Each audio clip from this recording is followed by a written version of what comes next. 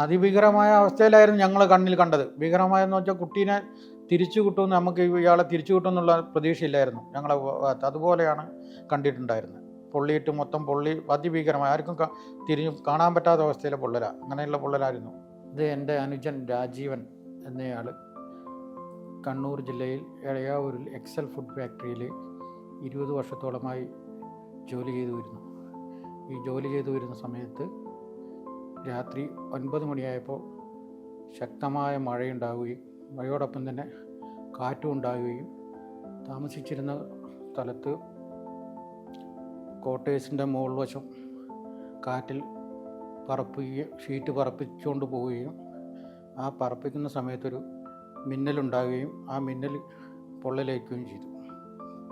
പൊള്ളലേറ്റ ഭാഗം എന്ന് പറഞ്ഞാൽ 2 കാലുകൾക്കും ഒരു കൈ പൂർണ്ണമായും ശരീരത്തിൻ്റെ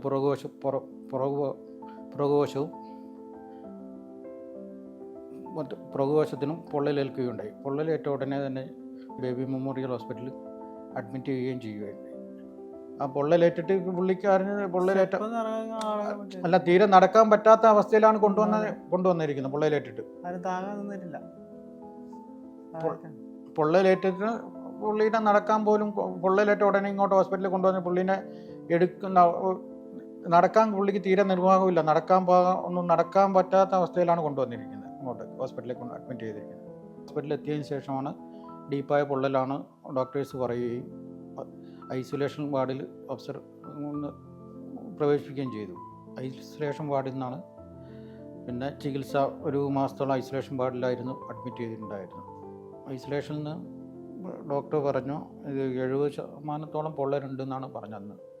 അത് അത്രയും തന്നെ ഉണ്ട് പൊള്ളൽ, നല്ല പൊള്ളലെന്ന് പറഞ്ഞ് ഇവിടുത്തെ ഡോക്ടേഴ്സും മറ്റു കാര്യങ്ങളും നന്നായിട്ട് കെയറിങ് എന്ന് പറഞ്ഞാൽ അതുപോലത്തെ കെയറിങ് ആയിരുന്നു. ആ കെയറിങ് കൊണ്ട് മാത്രമാണ് ഇയാൾ ജീവിതത്തിലേക്ക് തിരിച്ചു വന്നത്.